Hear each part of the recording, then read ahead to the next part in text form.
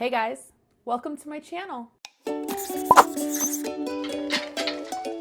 If you're new here, I'm Nicole and I love talking about houseplants, mostly. And today we are doing a very special video with one of my absolute favorite YouTubers. It's a collab, because we all know I like the collabs. It's a collab with my girl, Tory Stender. She is amazing, and she has a YouTube page where she talks about mainly living a more simple lifestyle, a lot of minimalist videos, which I envy because I really try to live minimally when I can. And I just love watching her channel. She is a great teacher, very easy to listen to, and I just love the variety of information she has on her channel. So be sure to go check her out after you watch this video, because today we're collabing together and we're giving you 5 starter houseplants. That's right. I've never done a video like this before, and I thought it would be a great time to do it. We are going to be getting into warmer weather within the next couple of months here in Chicago, and people are going to be on the hunt looking for plants. And if you're new to the plant community, I would love to talk about 5 starter houseplants. Houseplants that are great for a beginner. So, my personal opinion. Let's start with the Hoya Pubicalyx. Now, when I say Hoya Pubicalyx, that's what this one is. However, I really feel Hoyas in general are a very easy starter plant. They don't require a ton of maintenance. They're not that finicky. They're more succulent-like, and I would start with Hoya. If I did it all over again, I would probably start with Hoya. Now, the Pubicalyx alone is a great starter plant. I got this plant when it was about half this size just a few months ago. It grows fast, faster than I thought Hoyas did grow.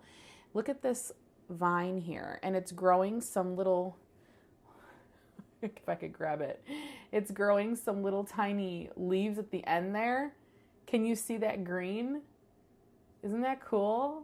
It's really hard to see, but they're growing. Now, these are epiphytes, so they like to grow up things. I think I'm going to repot this in another video, and it's going to be either on a moss pole or a trellis.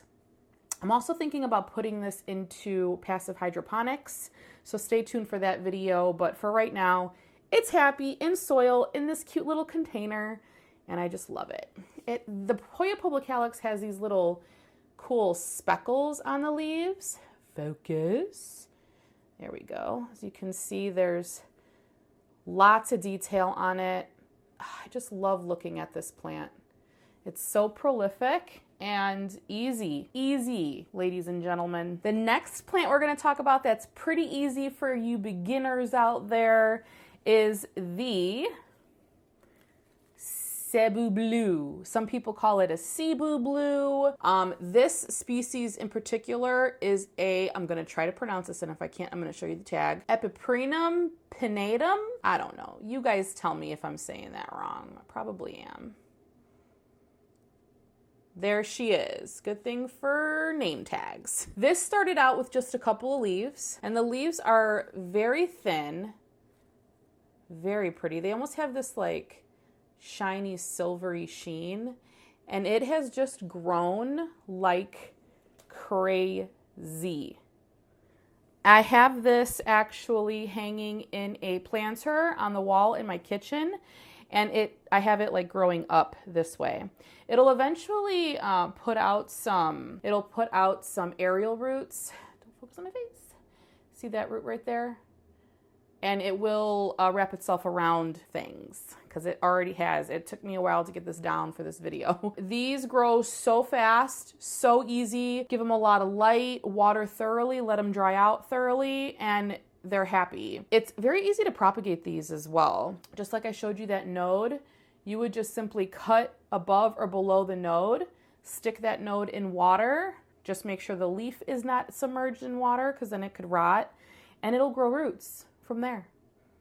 Crazy, right? I know. Super easy. Okay, you go over there. We'll put you back in your house in a minute. All right, the next one on our list is an aloe. Aloe is so simple, you guys, and there are so many different varieties. This is an aloe vera. Aloe vera is also used for medicinal purposes too. You can use it on cuts, burns, scrapes. People use it on their hair, on their cuticles, for nail growth. It's a very versatile plant and very easy. The thing with these is that they like to be dried out pretty completely before watering them again. They are susceptible to root rot. So if you're an overwaterer, I would say to pot your aloe in a terracotta and just make sure that it dries thoroughly before watering it again. Terracotta will kind of help you out though. If you're a beginner and you like to water your plants every other day like I used to when I first started, it'll help. It'll help in that department. Look at it, it's got a new growth coming in there. I got this in the summer. This is actually my daughter's. And it's been great. And we actually took a little cutting from it, if you can see right there, for some sunburn last summer. So it's also great for sunburn. But yeah, love me some aloe. That was number 3. Number 4, and this might surprise you, any type of cactus.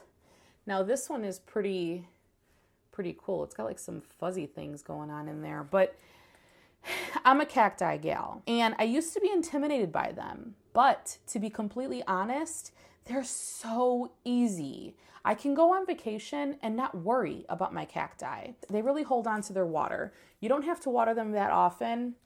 I'd say maybe once a month in the wintertime, if that. I know some people go months without watering them in the colder months.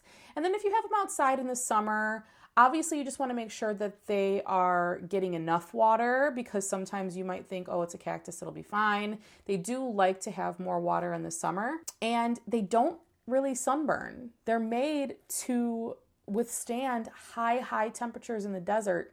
So anywhere where we live in the United States, even like in Arizona, cactus grow wild. So they're just so easy to me. They're so easy to take care of. Now, the one thing you'd have to be careful with is if you're an overwaterer. You can easily overwater a cactus and it will become root rot. They don't like to have their feet wet at all. No. So just make sure that they're drying out thoroughly before you water them. Give them a good thorough water when you do, and you should be fine. I do like to fertilize these too, only in the summer months. And not very often, maybe once every other watering. They don't need a ton. All right, and we're down to number 5. The 5th one is gorgeous girl back here. We'll bring her forward. Oh. And it's funny that I picked this plant, the Monstera Deliciosa, because I picked her up to bring her back here for this video. Hold on. And it turns out she needs to be repotted. She's been in this pot for about a year. Oh my God. Can you see that?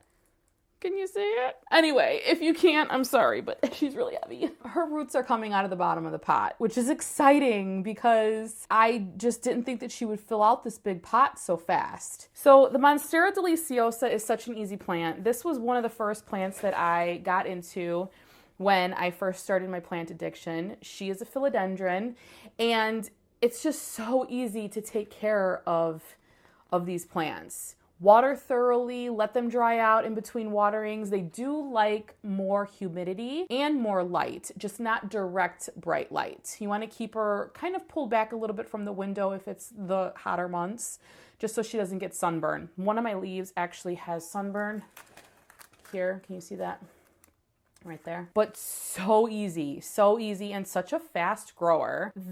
It's pulled back quite a ways from our window, so I think that it needs more light. More light will give it more fenestrations. As you can see, there's no fenestrations on some of these leaves. Where's one that has one? Let me pull it around here. This one has one fenestration. And then I have this one here has probably the most. See that? And it looks like it's a small variety of Monstera, but it's not. It's just because I'm not giving it as much light as it probably would like. If I put this directly into a window during the winter and then just pulled it back a little bit in the summer, it would probably get much bigger because I have propagated gigantic leaves, maybe like this, bigger than my head, probably like this, off of this mother plant here. and it's done so great. Now for propagating, which is really easy, let's see if you can see here. See this little node right here? See that right there? To propagate a Monstera Deliciosa, you would simply cut it right here where my finger is, and you can pop that in water, and that will grow a huge, healthy root. You can also propagate these in sphagnum moss. You can propagate them in soil. I just like to watch the roots grow, so I like to do it in water. But yeah, guys, these are great gifts for friends because they propagate so easily. And a great starter plant. It's easy, I tell ya. I actually got my friends started on plants with a Monstera Deliciosa, and it did great. She's got a mind of her own over there. All right, guys, that's it. Top 5 beginner house plants, in my opinion. Be sure to go check out Tory Stender's video. She's also giving you another 5 top beginner house plants, her opinions on them. And she's got some fun ones too, some fun selections, which I would totally recommend as starter plants as well. So go check her out, go check out her video, and check out her channel, and let me know what you guys think. I'd love to see you do some more plant videos, Tori. And I bet my entire subscriber base would love to see it too. And that's it. I hope you liked this video. If you did, give it a thumbs up. If you guys have any questions, be sure to leave them in the comment section below. And guys, I'll see you in my next one. Bye.